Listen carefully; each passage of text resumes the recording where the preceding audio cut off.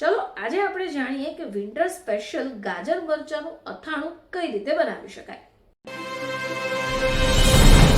નમસ્કાર દર્શક મિત્રો, ખબર છે .com પરથી હું દ્રષ્ટિ નાયક આપ સૌનું સ્વાગત કરું છું।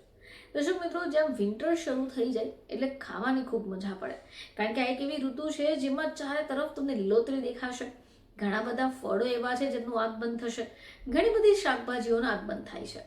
હવે શિયાળાની આ થોડી ગુલાબી મોસમની અંદર આપણને ચટપટું ખાવાની પણ ખૂબ મજા આવે છે। હવે આ ઋતુમાં ઘણા બધા લોકો પોતાના દરરોજ ખાવા માટે કંઈક ચટપટું સ્નેક્સ બનાવતા હોય છે, તળેલી આઈટમ પણ બનાવે છે। આની સાથે ઘણા બધા ઘરોમાં તમને એક પ્રકારની ખાસ વાનગી પણ જોવા મળતી હશે। ચલો આજે આપણે આ જ રેસીપી વિશે વાત કરવાના છીએ। તો મિત્રો, હાલના તબક્કે તમને ગાજર અને મરચા જેવા શાકભાજી પણ દેખાશે। ચલો આજે આપણે જાણીએ કે વિન્ટર સ્પેશિયલ ગાજર મરચાનું અથાણું કઈ રીતે બનાવી શકાય। શિયાળામાં ભોજનની સાથે કંઈક ચટપટું ખાવાનું મન થયા જ કરતું હોય છે, ત્યારે આપણે ઘરે જ બનાવેલું આ ગાજર મરચાનું અથાણું જો ખાવા મળી જાય તો મજા આવી જાય। આજે આપણે જાણીશું કે ઘરે રહીને તમે આ અથાણું કઈ રીતે બનાવી શકો। તો આના માટે તમે સૌથી પહેલા સામગ્રીને નોંધી લો।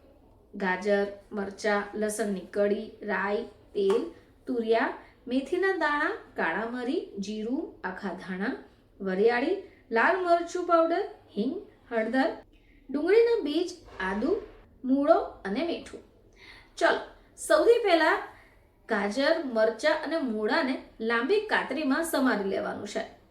સારા પાણી વડે એને ધોઈ કાઢવાનું છે।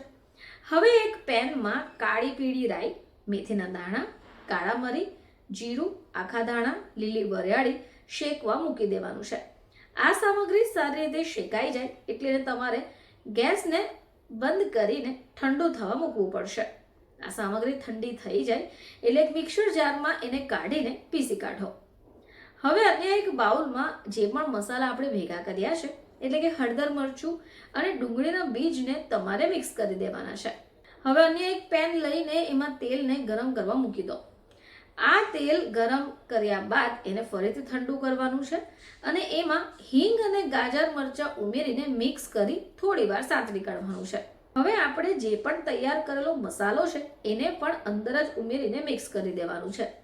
બસ તૈયાર થઈ ગયું તમારું ગાજર મરચાનું ચટપટું અથાણું। આ અથાણાને તમે ભોજન સાથે પણ સર્વ કરી શકો છો અને આ રેસીપીને જો તમે યોગ્ય માપદંડ વડે બનાવશો તો ઘરના લોકો તેમજ આવેલા મહેમાન પણ આંગળી ચાટતા રહી જશે। ફરીથી તમારી સમક્ષ હાજર થઈશું, ત્યાં સુધી જોતા રહેજો ખબર છે .com।